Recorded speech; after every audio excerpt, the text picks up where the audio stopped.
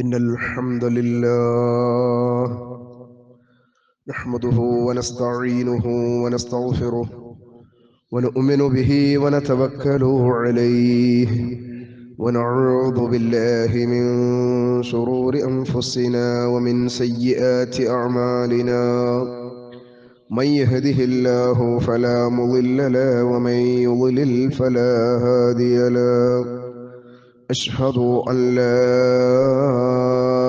إله إلا الله وحده لا شريك له وأشهد أن محمدا عبده ورسوله أرسله بالهدى ودين الحق ليظهره على الدين كله ولو كره المشركون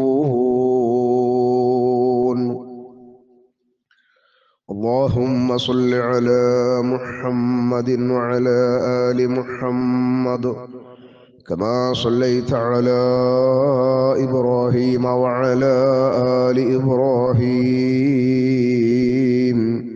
إنك حميد مجيد اللهم بارك على محمد وعلى آل محمد كما باركت على إبراهيم وعلى آل إبراهيم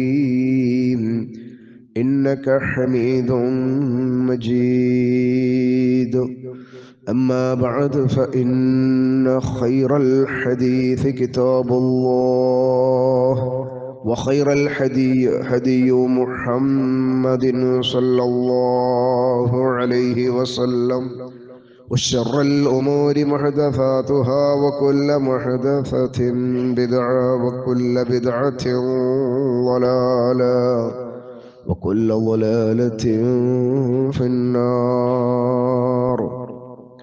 أعوذ بالله من الشيطان الرجيم. يا أيها الذين آمنوا اتقوا الله حق تقاته ولا تموتن إلا وأنتم مسلمون. بسم الله الرحمن الرحيم. يوم لا ينفع مال ولا بنون إلا من أتى الله بقلب سليم.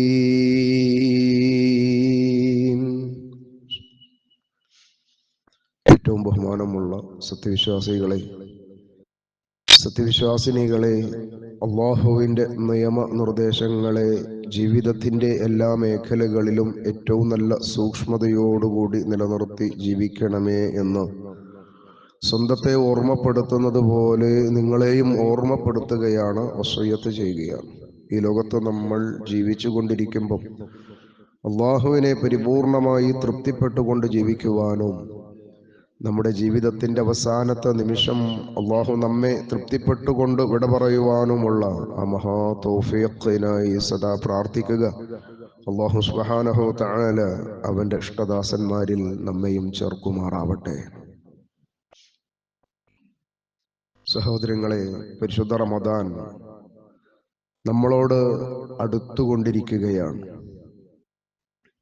ഒരു വെള്ളിയാഴ്ച കൂടിയാണ് റമദാനിന് മുമ്പ് നമുക്ക് ലഭിക്കുക. അത്രയും അടുത്താണ് പരിശുദ്ധ റമദാൻ നമ്മളിലേക്ക് എത്തിക്കൊണ്ടിരിക്കുന്നത്. ആ പരിശുദ്ധ റമദാനിൽ ആഫിയത്തോടുകൂടി, ആരോഗ്യത്തോടുകൂടി, ഏറ്റവും നല്ല സൂക്ഷ്മതയോടുകൂടി നോമ്പ് നോൽക്കുന്നതിനും അതിലെ ഒരുപാട് പുണ്യകരമായിട്ടുള്ള കർമ്മങ്ങൾ വളരെ സജീവമായി നിർവഹിക്കുവാനും അള്ളാഹുവിൻ്റെ തൗഫീഖിനായി പ്രാർത്ഥിച്ചു കൊണ്ടേയിരിക്കണം.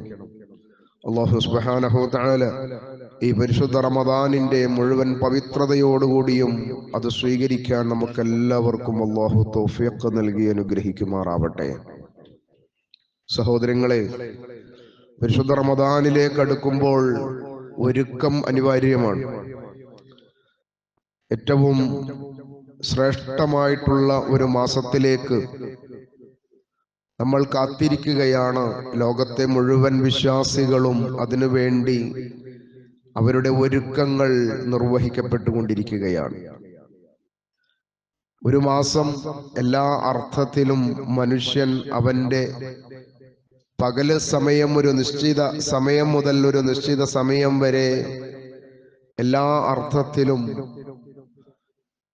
പട്ടിണി കിടക്കുന്ന, എല്ലാവിധ കാര്യങ്ങളും അള്ളാഹുവിന്റെ സൂക്ഷ്മതയോടുകൂടി ഭക്ഷണങ്ങളിൽ നിന്നും പാനീയങ്ങളിൽ നിന്നും അവന് ഹലാലായ എല്ലാ കാര്യങ്ങളിൽ നിന്നും മാറി നിൽക്കുക എന്നത് മനുഷ്യനെ സംബന്ധിച്ചിടത്തോളം അത്ഭുതകരമായ ഒരു തീരുമാനമാണ്.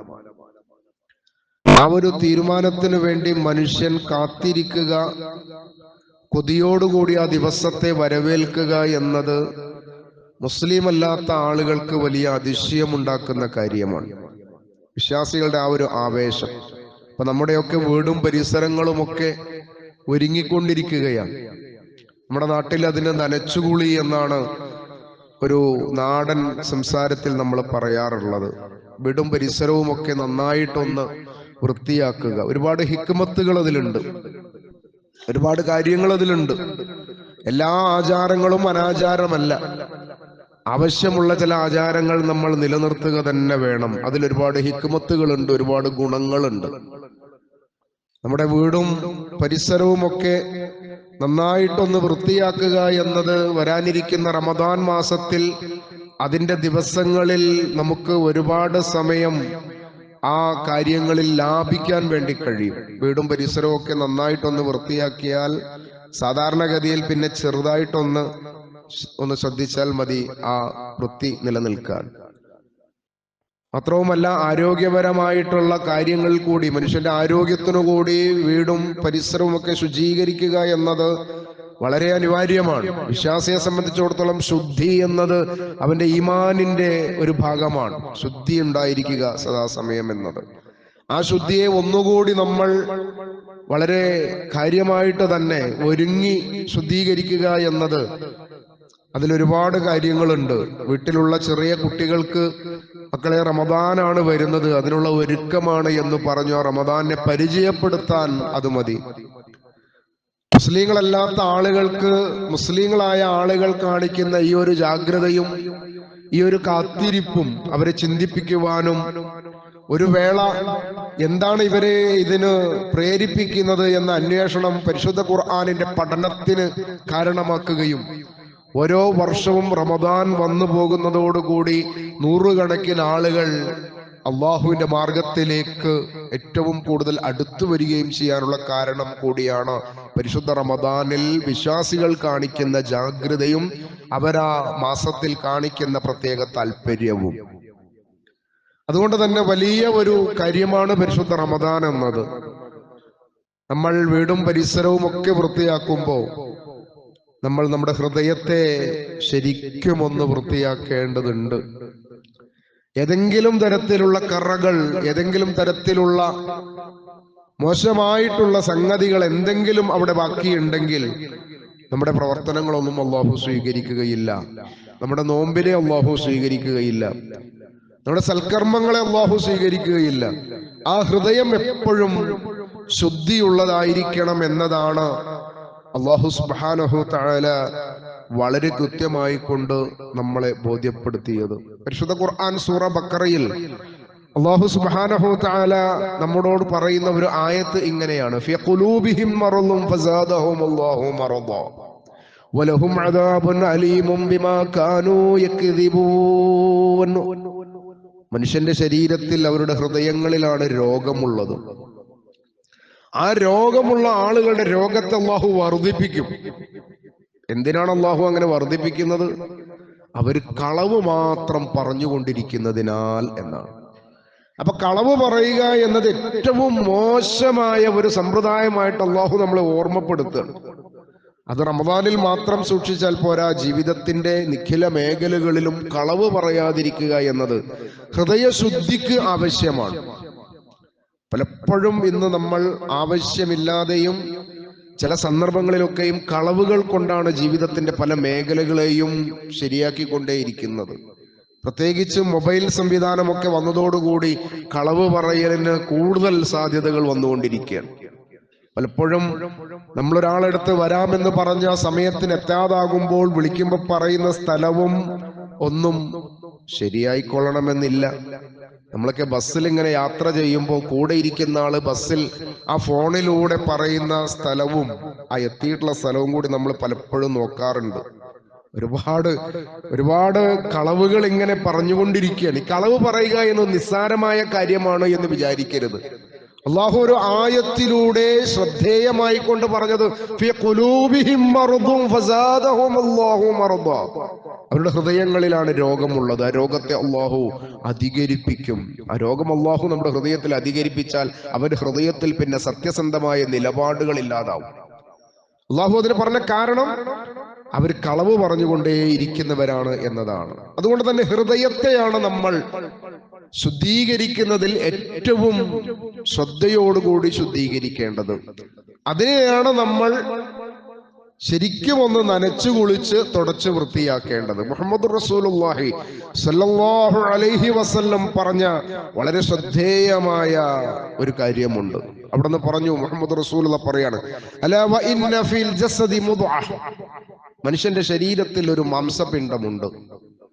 ആ മാംസപിണ്ഡത്തിന്റെ പ്രത്യേകത ഇതാ സ്വലഹൽ ജസദു കുല്ലുഹു, അത് ശരിയായാൽ, അത് നന്നായാൽ അവന്റെ ശരീരം മുഴുവനും നന്നായി. വല്ലാത്ത അത്ഭുതകരമായിട്ടുള്ള ഒരു പ്രയോഗമാണത്. പലപ്പോഴും എല്ലാ അതിക്രമങ്ങളിലേക്കും മനുഷ്യന്റെ പ്രേരണ അവന്റെ ഹൃദയത്തിൽ നിന്നാണ് പുറപ്പെടുന്നത്. അവന്റെ മനസ്സുകൊണ്ടാണ് പല തിന്മകൾക്കും അതിനുള്ള സാഹചര്യങ്ങൾ ഉണ്ടാക്കുന്നത്. തിന്മകളെ മുഴുവനും അവന്റെ ജീവിതത്തിൽ നിന്ന് മാറണമെങ്കിൽ ഹൃദയത്തിൽ തിന്മയെ കൊണ്ട് ഒരു സ്വാധീനവും ഇല്ലാതാക്കണം, തിന്മയില്ലാത്ത ഹൃദയമാക്കണം. മനുഷ്യന്റെ സൃഷ്ടിപ്പ് തന്നെ അവന് നന്ദി കാണിക്കുവാനും നന്ദികേട് കാണിക്കുവാനും പറ്റുന്ന തരത്തിലാണ് മനുഷ്യനെ അല്ലാഹു സൃഷ്ടിച്ചിട്ടുള്ളത് എന്ന് പറയുന്നുണ്ട്. അതിലും ഒരുപാട് ആലോചിക്കാനുണ്ട്.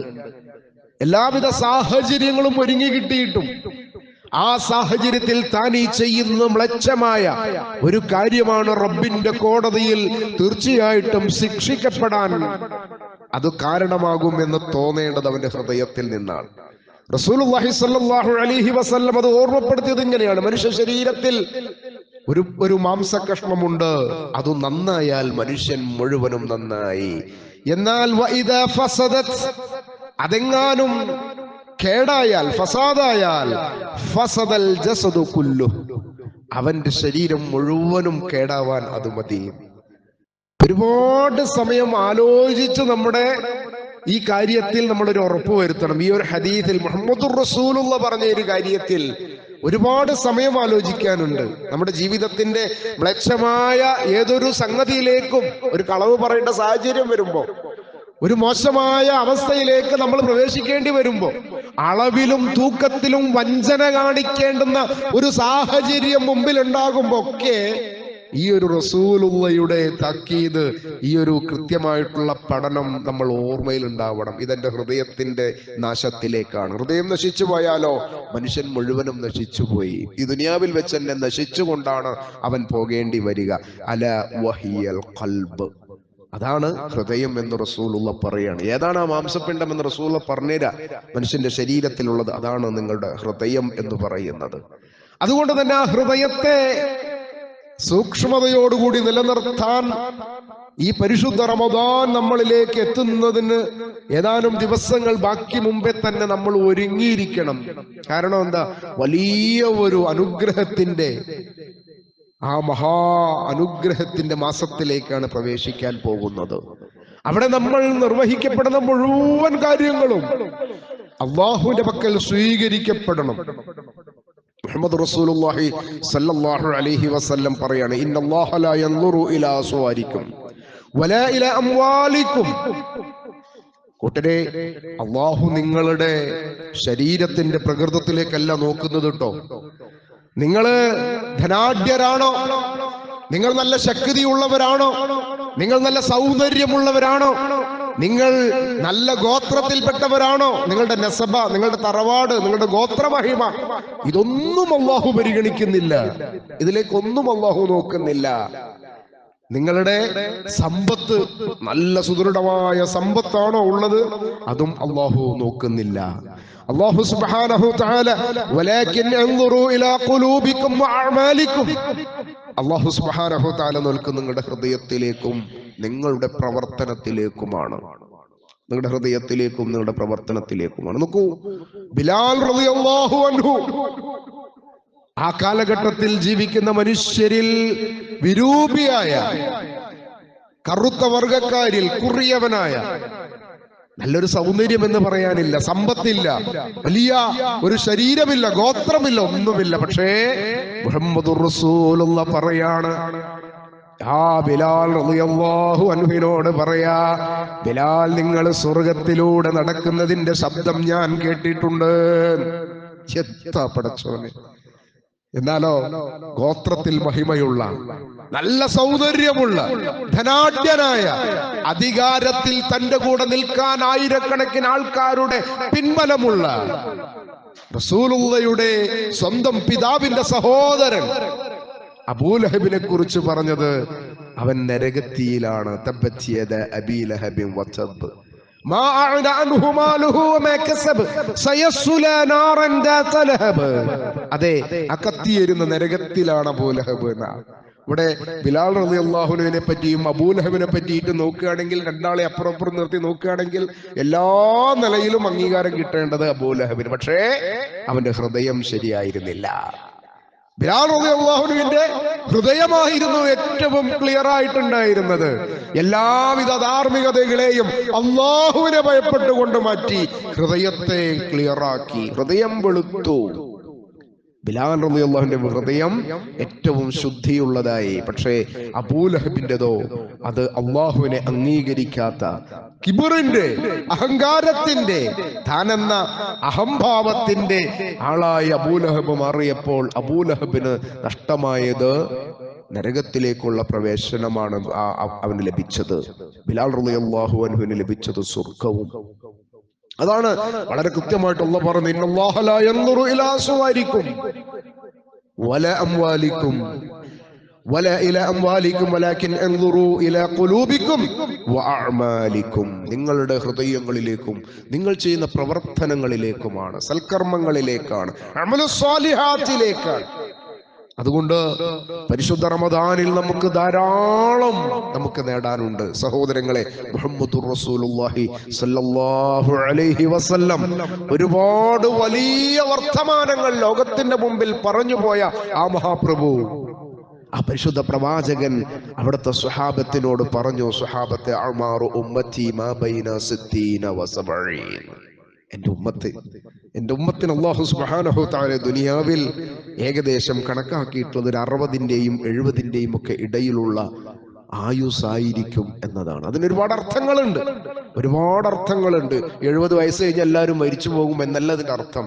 70 വയസ്സ് വരെ അവന്റെ ജീവിതത്തിൽ ആരോഗ്യത്തോടു കൂടിയിട്ടൊക്കെ എന്തെങ്കിലും ചെയ്യാനുള്ള സാഹചര്യം ഉണ്ടാകും. അല്ലെങ്കിൽ അത്രയൊക്കെയാണ് ഉണ്ടാവുക. അതിന് ഒരുപാട് അർത്ഥതലങ്ങളുണ്ട്. ആ അർത്ഥതലങ്ങൾ എന്തിനാ റസൂലുള്ളാഹി ഓർമ്മപ്പെടുത്തിയത്? നമുക്കറിയാം, മുഹമ്മദ് റസൂലുള്ളാഹിയുടെ മുമ്പ് കഴിഞ്ഞു പോയിട്ടുള്ള പല ആളുകളും അവർക്ക് ആയിരക്കണക്കിന് വയസ്സ് ഈ ലോകത്ത് ജീവിക്കാനുള്ള സാഹചര്യം ഉണ്ടായിട്ടുണ്ട്.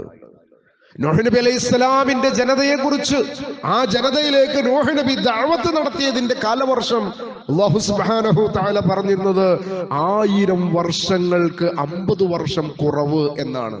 950 കൊല്ലം നൂഹ് നബി അലൈഹിസ്സലാം ദഅവത്ത് ആ ജനങ്ങളെ ലാ ഇലാഹ ഇല്ലല്ലാഹിലേക്ക് ക്ഷണിച്ചിട്ടുണ്ട് എന്നാണ്. അപ്പൊ എത്രയായിരിക്കും നൂഹ് നബിയുടെയും ആ ജനതയുടെയും ഒക്കെ ആരോഗ്യവും വയസ്സും ഒക്കെ?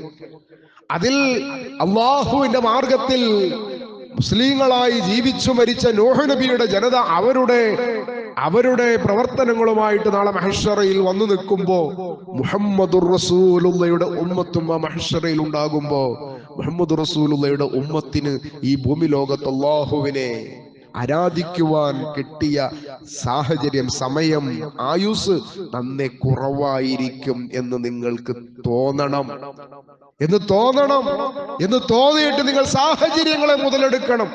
അതെ, ഒരു വർഷം റമദാൻ നമ്മളിലേക്ക് കടന്നു വരുമ്പോ ആ റമദാനിന്റെ ഒന്നാമത്തെ ദിവസം മുതൽ അതിന്റെ അവസാന ദിവസം വരെ സൂക്ഷ്മതയോടുകൂടി, ഹൃദയശുദ്ധിയോടുകൂടി, അല്ലാഹുവിൽ നിന്നുള്ള പ്രതിഫലം കാംക്ഷിച്ചുകൊണ്ട്, ഈമാനോടുകൂടി അല്ലാഹുവിനുള്ള പ്രതിഫലം കാംക്ഷിച്ചുകൊണ്ട് ഈ പരിശുദ്ധ റമദാനിനെ നമ്മൾ സ്വീകരിച്ചാൽ അതിൽ ഖൈറും മിൻ അൽഫി ശഹറുണ്ട്. 1000 മാസങ്ങളെക്കാൾ നിങ്ങൾ പ്രതിഫലത്തിന് അർഹരായി മാറും. 1000 മാസം നിങ്ങൾ പ്രവർത്തിച്ചതിന്റെ അല്ല, അതിനേക്കാൾ നിങ്ങൾ പ്രവർത്തിച്ചതിന് അല്ലാഹു നിങ്ങൾക്ക് പ്രതിഫലം തരുമെന്ന് പറയുമ്പോൾ നമുക്ക് 60ഉം 70ഉം ഒക്കെ മതി. പക്ഷേ അതിനെ നമ്മൾ സ്വീകരിക്കേണ്ടത് ആ മുഹമ്മദുർ റസൂലുള്ളാഹി സ്വല്ലല്ലാഹു അലൈഹി വസല്ലം നമുക്ക് പഠിപ്പിച്ചു തന്ന, അല്ലാഹു സുബ്ഹാനഹു തആല നമുക്ക് പഠിപ്പിച്ചു തന്ന രീതിയിൽ അതിനെ കൈകാര്യം ചെയ്താൽ നമ്മുടെ ജീവിതത്തിൽ ഒരു 10 റമദാൻ കിട്ടിയാൽ തന്നെ നൂഹ് നബിയുടെയൊക്കെ ജനതയെ നമുക്ക് മറികടക്കാൻ പറ്റും, അല്ലേ? അതുകൊണ്ട് തന്നെ നിങ്ങൾ അതിൽ നിരാശപ്പെടേണ്ട. പക്ഷേ ജാഗ്രത. ഇതാ 10-60 വയസ്സെന്ന് 70 വയസ്സെന്ന് പറഞ്ഞാൽ തന്നെ 35 വയസ്സ് നമ്മളുടെ ഉറക്കക്കാലമാണ്. ഒരു ദിവസത്തിന്റെ പകുതിയും രാത്രിയായിട്ട് പോവാ. അതുകൊണ്ട് തന്നെ അത് ഉറക്കത്തിന്റെ സമയമായി. 35 വർഷം അങ്ങനെ പോകും. ഒരു 15 വർഷം നമ്മുടെ കുട്ടിക്കാലമായിട്ട് പോയി. പക്വതയില്ലാതെ, ശ്രദ്ധയില്ലാതെ കുറെ അങ്ങനെ പോയി. പിന്നെ 20 കൊല്ലത്തിൽ അവന്റെ വിവാഹവും അവന്റെ പ്രവാസവും അവന്റെ പ്രയാസവും അവന്റെ മറ്റുള്ള ഓട്ടവും, ഇതിലൊക്കെ ആ 20 വർഷത്തിൽ തന്നെ എത്രമാത്രമാണ് റബ്ബിലേക്ക് നമ്മുടെ പ്രവർത്തനങ്ങളുമായി അടുക്കാൻ പറ്റിയത് എന്നൊക്കെ നമ്മൾ ആലോചിക്കാൻ വേണ്ടിയാ മുഹമ്മദ് റസൂലുള്ളാഹി സ്വല്ലല്ലാഹു അലൈഹി വസല്ലം അത് നമ്മളെ ഓർമ്മപ്പെടുത്തിക്കൊണ്ട് പോയത്. എത്ര കൃത്യമായിട്ട് ആ പ്രവാചകന്റെ മുഴുവൻ പ്രവർത്തനങ്ങളും കടന്നുപോയത് എന്ന് ഈ തരത്തിലുള്ള അവിടത്തെ ഉപദേശങ്ങൾ കേൾക്കുമ്പോൾ നമുക്ക് ആ മുഹമ്മദ് റസൂലുള്ളയോട് വല്ലാത്ത ഒരു സ്നേഹമാണ്, വല്ലാത്തൊരു ഹുബ്ബാണ്. എല്ലാ മേഖലകളെയും നമ്മൾ ഓർമ്മപ്പെടുത്തി തന്നിട്ടുണ്ട്. അതുകൊണ്ട് തന്നെ സഹോദരങ്ങളെ, ഈ പരിശുദ്ധ റമദാൻ അത് നമുക്ക് അനുകൂലമാവാൻ നമ്മൾ അതിനു വേണ്ടിയുള്ള ഒരുക്കങ്ങൾ നടത്തുമ്പോൾ നമ്മുടെ ഹൃദയത്തെയാണ് ആദ്യമായിട്ട് നമ്മൾ സുരക്ഷിതമാക്കേണ്ടത്. ആളുകളോടുള്ള കിബറ്, അഹംഭാവം, അഹങ്കാരം അത് ഹൃദയത്തിൽ നിന്ന് പാടെ ഒഴിവാക്കണം. ഞാൻ ഒരു ഉദാഹരണം മാത്രം ശ്രദ്ധയിൽപ്പെടുത്താം, ബാക്കി അതിൽ നിന്ന് നമുക്ക് മനസ്സിലാക്കാം. ഇന്ന് നമ്മുടെ നാട്ടിലൊക്കെ റോഡുകളിൽ പകുതി റോഡും മുറിച്ചിട്ടിരിക്കുകയാണ് പൈപ്പ് ലൈൻ ഇടാൻ വേണ്ടിയിട്ട്. ഞാൻ പലപ്പോഴും അങ്ങനെ ആലോചിക്കുന്ന ഒരു കാര്യമാണ്. പൈപ്പ് ലൈൻ ഇടാൻ വേണ്ടി മുറിച്ചിരിക്കുക. അപ്പൊ റോഡിന്റെ ഒരു പകുതിയും അതിന്റെ ലേശം ബാക്കി നിൽക്കുന്നുള്ളൂ. ഇതിന്റെ 2 സൈഡിലൂടെയും വാഹനങ്ങൾ പോകണം. ഈ മുറിച്ചിട്ട ഭാഗത്തിലൂടെ വരുന്നവൻ എന്തോ ഒരു മോശക്കാരൻ, ഒന്നിനും പറ്റാത്തവൻ. ഈ മുറിക്കാതെ ഭാഗത്തിലൂടെ വാഹനവുമായി പോകുന്നവൻ അവന് ഭയങ്കര, അവന്റെ മുഴുവൻ അവകാശമാണ് അത് ഇതിനോട് പോവുക. എന്നിട്ട് ഇപ്പുറത്ത് കുറെ സ്ഥലം ഉണ്ടെങ്കിലും ഈ മുറിഞ്ഞ ഭാഗത്തിലേക്ക് ഇങ്ങോട്ട് കൊടുത്തിട്ട് മറ്റവനെ ആ മുറിഞ്ഞതിലൂടെ ഓടിക്കാൻ പറ്റുന്ന ഒരു തരത്തിലുള്ള വൃത്തികെട്ട ഒരു സമ്പ്രദായം. ഞാൻ പലപ്പോഴും ശരിക്കൊന്ന് സഹകരിച്ചാൽ 2 പേർക്കും ഒരു പ്രയാസം ഇല്ലാണ്ട് പോവാം. ഒരു അല്പഭാഗം മുറിച്ചെങ്കിലും 2 വാഹനത്തിന് പോകാനുള്ള സൗകര്യമുണ്ടെങ്കിലും ഇതെന്റെ അവകാശമാണ് ഈ ഭാഗം, മറ്റവനോ അവന്റെ അവകാശം ഞാനെന്തിനാ നോക്കുന്നത്? ഹൃദയത്തിൽ കിബറുള്ളത് കൊണ്ടാണ് സഹോദരങ്ങളെ സംഭവിക്കുന്നത്. ഒരുപാട് സമയം ഒന്ന് സിഗ്നൽ ഇട്ടൊന്ന് മുറിഞ്ഞു കിടക്കാൻ നിൽക്കുന്ന ഒരുത്തരെ ഞാനും കൂടി അവിടെ പോയിട്ട് തിരിഞ്ഞാ മതി, ഒന്ന് ചവിട്ടി കൊടുത്താൽ അവനൊന്നങ്ങോട്ട് തിരിഞ്ഞു പോന്നൂടെ? എന്തിനാ നമ്മുടെ ഹൃദയത്തിൽ ഇത്രയൊക്കെ കടുപ്പം? അതിന് നമുക്ക് സമയമുണ്ട്. ആളുകളെ ഒക്കെ വെറുപ്പിക്കാൻ നമുക്ക് സമയമുണ്ടോ? ഇല്ല. ഒരു പക്ഷെ ആ പോക്കിലായിരിക്കും അവസാനിക്കുന്നത്. അവിടെയായിരിക്കും നമുക്ക് അതൊന്ന് ചവിട്ടിക്കൊടുത്ത് ഒന്ന് പോവാൻ സമയമില്ലാതെ പോകുന്ന സ്ഥലത്ത് വെച്ചായിരിക്കും ഒരുപക്ഷെ നമ്മുടെ കഴിയുന്നത്. വാഹനം ഒന്ന് സൈഡാക്കാൻ പോലും പറ്റാതെ ആ സ്റ്റെയറിംഗിലേക്ക് തല ചായ്ച്ച് കഴിഞ്ഞു. അതിനിടയിൽ അവസാനമായിട്ട് നമ്മൾ എന്താ ചെയ്തത്? ഒരുത്തനെ കൂടി ശല്യപ്പെടുത്തിയിട്ടാ പോയത്. എന്തിനാണ് സഹോദരങ്ങളെ? ഹൃദയം ശരിയാക്കുക എന്ന് പറഞ്ഞാൽ അത് ശരിക്കും നമ്മൾ ശ്രദ്ധിക്കേണ്ടുന്ന കാര്യാട്ടോ. എല്ലാ മേഖലകളിലും അത് ശ്രദ്ധിക്കണം. ഒരുത്തനും നിങ്ങളൊരു ബുദ്ധിമുട്ടുണ്ടാക്കണ്ട, വഴികളിൽ തടസ്സമുണ്ടാക്കണ്ട, മറ്റുള്ളവർക്ക് പ്രശ്നങ്ങൾ ഉണ്ടാക്കണ്ട. എല്ലാവരും നമ്മുടെ സഹോദരങ്ങളാണ്. അവർക്കുമുണ്ട് അവകാശം, നമുക്കുമുണ്ട് അവകാശം. ഈ അവകാശങ്ങളെ ആർക്കും നഷ്ടപ്പെടാത്ത തരത്തിൽ തൻ്റേതു മാത്രമാക്കുന്ന സ്വാർത്ഥ താല്പര്യത എന്നാ പറയാ. സ്വാർത്ഥത എന്ന് പറഞ്ഞു കഴിഞ്ഞാൽ മനുഷ്യനുണ്ടാകുന്ന ഏറ്റവും മോശമായ ഒരു സമ്പ്രദായം. ഒരു കാര്യത്തിൽ ഒഴികെ അള്ളാഹുവിന്റെ മാർഗത്തിൽ മുന്നേറുന്ന കാര്യത്തിൽ സ്വാർത്ഥത ആവശ്യമാണ്. എനിക്ക് എൻ്റെ കാര്യം നാളെ മഹ്ശറിൽ വിജയിക്കണം, എൻ്റെ ഇബാദത്ത്, ഞാൻ നമസ്കാരത്തിൽ ആദ്യം എത്തണം, ഞാൻ വെള്ളിയാഴ്ച ദിവസം ആദ്യം പള്ളിയിൽ എത്തണം, എന്നാൽ എന്താ ഒരൊട്ടകത്തെ അറുത്ത പ്രതിഫലം എനിക്ക് കിട്ടും. ആ കാര്യത്തിലൊക്കെ കുറച്ചൊക്കെ നമുക്കതാവാം. കുറച്ചല്ല, അത് വേണമെങ്കിൽ അത് തീർത്തും ആവാം. ഞാൻ ആദ്യം പള്ളിയിൽ എത്തണം. നന്മയുടെ വഴിയിൽ നിങ്ങൾ മത്സരിക്കുക. മറ്റുള്ള വഴികളിൽ സാധാരണക്കാരുടെയും കൂടി അവകാശങ്ങളെ വകവെക്കുക എന്നത് ഓരോ മനുഷ്യന്റെയും ജീവിതത്തിൽ അവൻ നിലർത്തിപ്പോരേണ്ടുന്ന ഏറ്റവും കൃത്യമായിട്ടുള്ള കാഴ്ചപ്പാടാണ്. അല്ലാഹു സുബ്ഹാനഹു തആല പരിശുദ്ധ ഖുർആനിലെ സൂറത്തു ശുഅറായിലെ അതിന്റെ 88-ാമത്തെയും 89-ാമത്തെയും വചനമാണ് ഞാൻ അമുഖമായി ഓതി വെച്ചത്. അല്ലാഹു സുബ്ഹാനഹു തആല പറയാണ്, യൗമ ലാ യൻഫഉ മാലും വലാ ബനൂൻ. അന്ന് മനുഷ്യന്റെ സമ്പത്തോ സന്താനങ്ങളോ ഒരു നിലക്കും ഉപകരിക്കാത്ത ഒരു ദിവസം. അതാണ് മഹ്ശറ. അവിടെ അവന്റെ സമ്പത്ത്, ദുനിയാവിൽ അവനുണ്ടാക്കിയ സമ്പത്ത്, അല്ലെങ്കിൽ അവന്റെ മക്കള്, അതുകൊണ്ട് അവിടെ രക്ഷപ്പെടാമെന്ന് വിചാരിക്കേണ്ട. അള്ളാഹുവിന്റെ മാർഗത്തിലാണെങ്കിൽ അതൊക്കെ ഗുണമായിട്ട് രേഖപ്പെടും. അള്ളാഹുവിന്റെ മാർഗത്തിലാണെങ്കിൽ ആ സമ്പത്ത്, അള്ളാഹുവിന്റെ മാർഗത്തിലാണ് ആ മക്കള് എങ്കിൽ അവിടെ ഉപകാരപ്പെടും. എന്നല്ലാതെ എനിക്ക് ഇത്ര മക്കളുണ്ട്, എനിക്ക് ഇത്ര സമ്പത്തുണ്ട് എന്ന് പറഞ്ഞു നടന്ന് ബാക്കിയുള്ളതിലൊക്കെയും പ്രശ്നങ്ങൾ ഉണ്ടാക്കി അവന്റെ വിശ്വാസങ്ങളിലും അവന്റെ ജീവിതത്തിലും സൂക്ഷ്മത പുലർത്താതെയാണ് പോകുന്നതെങ്കിൽ ആ സമ്പത്തോ ആ മക്കളോ നിങ്ങൾക്ക് ഒരു നിലക്കും ഉപകാരപ്പെടാത്ത ഒരു ദിവസമാണത്. ഇല്ലാ മൻ അത്തല്ലാഹ ബിഖൽബിൻ സലീം. കുറ്റമറ്റ ഹൃദയവുമായി മനസ്സുമായി അള്ളാഹുവിന്റെ സന്നിധിയിൽ ചെന്നെത്തിയവർക്ക് മാത്രമാണ് അവിടെ രക്ഷയുടെ ദിനമായി മാറുക. അതുകൊണ്ട് നമ്മുടെ ഹൃദയത്തെ നമ്മൾ സൂക്ഷിക്കുക. അത് കേടായാൽ, അതിന് കേട് സംഭവിച്ചാൽ മനുഷ്യന്റെ പിന്നെ ഒന്നിനും പറ്റൂല എന്നാണ്. അതിന് കേട് സംഭവിച്ചു തുടങ്ങിയാൽ അതിനെ പിന്നെ ശരിയാക്കാതെ, നന്നാക്കാതെ, അതിലൊരു തീരുമാനമുണ്ടാവാതെ അങ്ങനെ പോകണമെങ്കിൽ മനുഷ്യൻ ഒരു പാൾ ജന്മമായിട്ട് എല്ലാവർക്കും ഉപദ്രവം ഉണ്ടാകുന്ന, ഉപകാരമില്ലാത്ത ഒരുത്തനായിക്കൊണ്ടായിരിക്കും ഇവിടെ നിന്ന് പോവുക. മറ്റൊന്ന്, നിങ്ങളുടെ മറ്റുള്ള ആകാരത്തിലോ ഭംഗിയിലോ തറവാടിലോ ഗോത്രമഹിമയിലോ ഒന്നും ഒരു കാര്യവും ഇല്ല. നിങ്ങളുടെ ഖൽബ്, നിങ്ങളുടെ ഹൃദയം, നിങ്ങളുടെ പ്രവർത്തനങ്ങൾ, അതിലേക്ക് മാത്രമാണ് അല്ലാഹുവിന്റെ ആ നോട്ടമുള്ളത് എന്ന ശ്രദ്ധ നമുക്ക് എപ്പോഴും ഉണ്ടാവുക. അതുകൊണ്ട് തന്നെ ഈ പരിശുദ്ധ റമദാൻ നമ്മളിലേക്ക് കടന്നു വരുമ്പോ നമ്മളൊക്കെയും ഒരുങ്ങുന്നവരാണ്. തീർച്ചയായിട്ടും ആ ഒരുക്കത്തിൽ ഏറ്റവും കൂടുതൽ ശ്രദ്ധിച്ച് ഒരുക്കേണ്ട നമ്മുടെ ഹൃദയത്തിന്റെ വിശാലതയും ശുദ്ധിയുമാണ്. അല്ലാഹു സുബ്ഹാനഹു തആല ഹൃദയശുദ്ധിയോടുകൂടി, ഈമാനോടുകൂടി, പ്രതിഫലേച്ഛയോടുകൂടി ആ പരിശുദ്ധ റമദാനിലെ മുഴുവൻ ദിനരാത്രങ്ങളെയും അല്ലാഹു നമുക്ക് അനുകൂലമായി നൽകുമാറാവട്ടെ.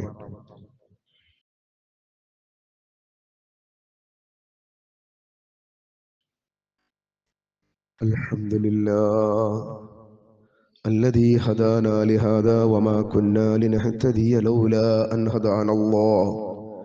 اللهم صل على محمد وعلى آل محمد كما صليت على إبراهيم وعلى آل إبراهيم إنك حميد مجيد.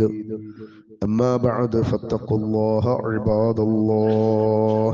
സഹോദരങ്ങളെ, സഹോദരിമാരെ, അള്ളാഹുവിനെ സൂക്ഷിക്കണേ എന്ന് ഒരിക്കൽ കൂടി ഓർമ്മപ്പെടുത്തുകയാണ്. ഒരു സഹോദരൻ ചോദിച്ചത് റസൂലുള്ളാഹി സ്വല്ലല്ലാഹു അലൈഹി വസല്ലമയോടുള്ള സ്വലാത്തിന്, അവിടുത്തെ സ്വലാത്ത് ചൊല്ലുമ്പോൾ അല്ലാഹുമ്മ സ്വല്ലി അലാ സയ്യിദിനാ മുഹമ്മദ് എന്ന് ചൊല്ലുന്നത് മുജാഹിദുകൾ അങ്ങനെ ചൊല്ലുന്നില്ല. എന്തുകൊണ്ടാണ്? റസൂലുള്ളാഹിനോടുള്ള സ്നേഹം കുറവ് കൊണ്ടാണോ എന്ന് ഒരു ചോദ്യം ഒരു സുഹൃത്ത് ചോദിച്ചാണ്. അപ്പൊ മുഹമ്മദ് റസൂലുള്ളാഹ് സയ്യിദ് അല്ലേ? തീർച്ചയായിട്ടും മുഹമ്മദ് റസൂലുള്ളാഹ് ആദം മക്കളുടെ മുഴുവൻ സയ്യിദാണ്. അത് റസൂലുള്ളാഹ് തന്നെ പറഞ്ഞതാണ്. സയ്യിദാണ് നമ്മുടെ സയ്യിദിന വ ഹബീബിന വ ഷഫീഇന ഒക്കെയാണ്. പക്ഷെ അത്തഹിയ്യാത്തിൽ, നമ്മുടെ നമസ്കാരത്തിലെ സ്വലാത്തില് അല്ലാഹുമ്മ സ്വല്ലി അലാ സയ്യിദിന എന്ന് നമ്മൾ ചൊല്ലിയാൽ അത് റസൂലുള്ളാഹ് പഠിപ്പിച്ച സ്വലാത്തിനെതിരായി പോകും. അവര് സയ്യിദിനെ നമ്മൾ എങ്ങനെയാണ് സയ്യിദായിട്ട് നമ്മൾ മനസ്സിലാക്കേണ്ടത്? ആ സയ്യിദ്, ആ നേതാവ് പഠിപ്പിച്ചത് ചെയ്യുക എന്നതാണ്. പഠിപ്പിച്ചതിന് അപ്പുറം ചെയ്യുമ്പോൾ നമുക്ക് സയ്യിദ് ആവൂല. അപ്പൊ സയ്യിദിന എന്ന് പറഞ്ഞത് കൊണ്ട് സയ്യിദ് ആവൂല. സയ്യിദ് ആവണമെങ്കിൽ എന്തൊന്ന് പഠിപ്പിച്ചു തന്നോ അത് അതുപോലെ നിർവഹിക്കണം.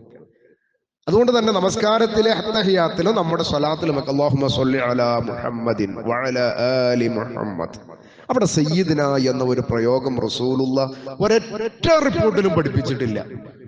അതുകൊണ്ട് തന്നെ അങ്ങനെ ചൊല്ലാതിരിക്കുന്നതാണ് ആ പ്രവാചകനെ സ്നേഹിക്കുന്നതിലും നേതാവാക്കുന്നതിലും ഏറ്റവും കൃത്യമായിട്ടുള്ള കാഴ്ചപ്പാട്. സൂക്ഷ്മത അവിടെയാണ്. റസൂൽ എന്തെന്ന് പഠിപ്പിച്ചോ അത് അതുപോലെ നിർവഹിക്കുക എന്നുള്ളതാണ്. അതുകൊണ്ട് തന്നെ മുഹമ്മദുർ റസൂലുള്ള ഹബീബിന എന്ന് പറയുന്നുണ്ട്. നമ്മളെ ഹബീബ്, അള്ളാഹുവിന്റെ ഹബീബാണ് മുഹമ്മദ് റസൂലുള്ള. അപ്പൊ നമ്മള് നമസ്കാരത്തിൽ സയ്യിദിന എന്നുള്ള അതുപോലെ തന്നെ ഒരു പ്രത്യേകമായിട്ടുള്ള ഒരു ഇതാണ് ഹബീബിന. അങ്ങനെല്ലാം പറ്റും, അങ്ങനെ ആക്കാൻ പറ്റും? പറ്റൂല. നമ്മളെ ഇഷ്ടത്തിന് അവിടെ ഒന്നും മാറ്റാൻ പറ്റൂല.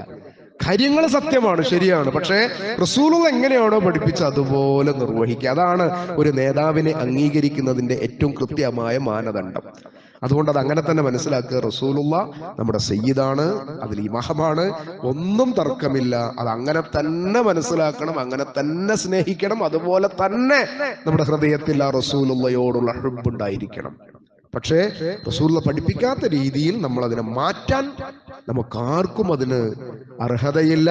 അതുകൊണ്ട് തന്നെ അല്ലാഹുമ്മ സ്വല്ലി അലാ സയ്യിദിന മുഹമ്മദ് എന്ന നമസ്കാരത്തിൽ അത്തഹിയാത്തിൽ നമ്മൾ പ്രയോഗിച്ചാൽ ആ നമസ്കാരം ബാത്തിലാകാൻ സാധ്യതയുണ്ട് എന്ന് തന്നെയാണ് മനസ്സിലാക്കേണ്ടത്. റസൂലുള്ള പഠിപ്പിച്ചതുപോലെ അല്ലാഹുമ്മ സ്വല്ലി അലാ മുഹമ്മദിൻ വഅലാ ആലി മുഹമ്മദ് കമാ സ്വല്ലൈത അലാ ഇബ്രാഹീമ വഅലാ ആലി ഇബ്രാഹീം ഇന്നക ഹമീദും മജീദ്. ആ പ്രാർത്ഥന, ഇബ്രാഹിമിയ സ്വലാത്ത് അതുപോലെ നിർവഹിക്കുക. അതാണ് ആ പ്രവാചകനോട് നമ്മൾ കാണിക്കുന്ന. ആ റസൂലുള്ള എന്തൊന്ന് പഠിച്ചോ അതിനെ ഇത്തിബാഅ് ചെയ്യണം എന്നാണ്. അള്ളാഹു നിങ്ങൾ ഇഷ്ടപ്പെടണമെങ്കിൽ, അള്ളാഹു നിങ്ങൾ ഫത്തബിഊനി, നിങ്ങൾ എന്നെ ഇത്തിബാഅ് ചെയ്യണം എന്നാ. ഇത്തിബാഅ് ചെയ്യുമ്പോൾ റസൂലുള്ള പറയാത്ത ഒരടി ഇപ്പുറത്തേക്കോ അപ്പുറത്തേക്കോ നമ്മൾ നമ്മുടെ സന്തോഷത്തിന് മാറാൻ പറ്റൂല. അങ്ങനെ ഒരുപാട് സംഭവങ്ങളുണ്ട്, ഒരുപാട് വിഷയങ്ങൾ അതിലുണ്ട്. റസൂലുള്ള അള്ളാഹുവിന്റെ നിർദ്ദേശപ്രകാരം നിർവഹിക്കപ്പെട്ട പ്രാർത്ഥനകൾ, ദിക്റുകൾ, ദുആകൾ അത് അങ്ങനെ തന്നെ നിലനിർത്താം. നമുക്കതിൽ അന്ന് അങ്ങോട്ടോ ഇങ്ങോട്ടോ മാറ്റുവാനുള്ള യാതൊരു അവകാശവും ഇല്ല എന്ന് മനസ്സിലാക്കുക. അതൊക്കെയും ആളുകളെ ചെറിയ തരത്തിലൊന്ന് വിശ്വാസാക്കാൻ പറ്റുമോ എന്ന ചില പുരോഹിതന്മാരുടെ ചെറിയ പരിശ്രമങ്ങൾ മാത്രമാണ്. അതൊന്നും നിലനിൽക്കുന്നതല്ല. മുഹമ്മദ് റസൂലുള്ള യഥാർത്ഥത്തിൽ സ്നേഹിക്കാത്ത ഒരു വ്യക്തിക്ക് മുസ്ലിമായി കൊണ്ട് ജീവിക്കാൻ കഴിയില്ല. അതാണ് ആ പ്രവാചകനോടുള്ള വിശ്വാസികളുടെ ഒരു പ്രത്യേകത. അതാണ് മുഹമ്മദുർ റസൂലുള്ളാഹ്. അതിനേക്കാൾ വലിയൊരു പ്രയോഗം വേറെ ഇല്ല. മുഹമ്മദുർ റസൂലുള്ളാഹ്, അല്ലാഹുവിന്റെ റസൂലാണ്. ആ പരിശുദ്ധ പ്രവാചകനോടൊപ്പം സ്വർഗത്തിൽ പ്രവേശിക്കുന്ന സത്യവിശ്വാസികളിൽ അള്ളാഹു നമ്മെയും നമ്മുടെ മാതാപിതാക്കളെയും നമ്മുടെ ഗുരുനാഥന്മാരെയും വിശ്വാസികളായ സർവ്വ മനുഷ്യരെയും അള്ളാഹു അനുഗ്രഹിക്കുമാറാവട്ടെ. രോഗങ്ങൾ കൊണ്ട് പ്രയാസപ്പെടുന്ന ഒരുപാട് സഹോദരങ്ങൾ, സഹോദരിമാർ, അവർക്ക് നൽകുന്ന ആ ചികിത്സ അവരുടെ രോഗശമനത്തിന് അള്ളാഹു എളുപ്പമാക്കി കൊടുക്കുമാറാവട്ടെ. എളുപ്പത്തിൽ രോഗശമനം ലഭിച്ച ആഫിയത്തോടുകൂടി പരിശുദ്ധ റമദാനിലെ നോമ്പിനെ സ്വീകരിക്കുവാൻ സഹോദരങ്ങൾക്ക്, സഹോദരിമാർക്ക് അള്ളാഹുവേ നീ തൗഫീഖ് നൽകണേ അല്ലാ. ഈ നോമ്പിന് വേണ്ടി കൊതിച്ചിരിക്കുന്ന ഒരുപാട് ഉപ്പമാർ, ഉമ്മമാർ, അവരുടെ ആരോഗ്യത്തിന്റെ പ്രയാസങ്ങൾ പറയുന്നുണ്ട്. അവലാദികൾ അള്ളാഹുവേ നിന്റെ മുമ്പിൽ അവർ ബോധിപ്പിക്കുന്നുണ്ട്. അള്ളാഹുവേ അവരുടെ ഹൃദയങ്ങളെ കുറിച്ച് അറിയുന്നവനായ അള്ളാഹ് അവരുടെ രോഗങ്ങൾക്ക് എളുപ്പത്തിൽ ശിഫ നൽകി കൂടുതൽ ആരോഗ്യവും ആഫിയത്തും നൽകി പരിശുദ്ധ റമദാനിനെ സ്വീകരിക്കാൻ അതിനുള്ള തയ്യാറെടുപ്പുകൾക്ക് അള്ളാഹുവേ അവർക്കെല്ലാവർക്കും നീ അവസരം നൽകണേ അല്ലാഹ്. അള്ളാഹുവേ പരിശുദ്ധ റമദാനിനെ ഞങ്ങൾക്ക് നീ എളുപ്പമാക്കി തരണേ അല്ലാഹ്. അള്ളാഹുവേ അതിലെ എല്ലാ കർമ്മങ്ങളും കുറ്റമറ്റ രീതിയിൽ അള്ളാഹുവേ നിർവഹിക്കുവാനുള്ള മനസ്സും ശരീരവും ഞങ്ങൾക്ക് നീ ഒരുക്കി തരണേ അല്ലാഹ്. اللهم اغفر للمؤمنين والمؤمنات والمسلمين والمسلمات الأحياء منهم الأموات إنك مجيب الدعوات يا قاضي الحاجات. اللهم ربنا تقبل منا إنك أنت السميع العليم وتب علينا إنك أنت التواب الرحيم واغفر لنا يا غافر المذنبين. آمين برحمتك يا أرحم الراحمين.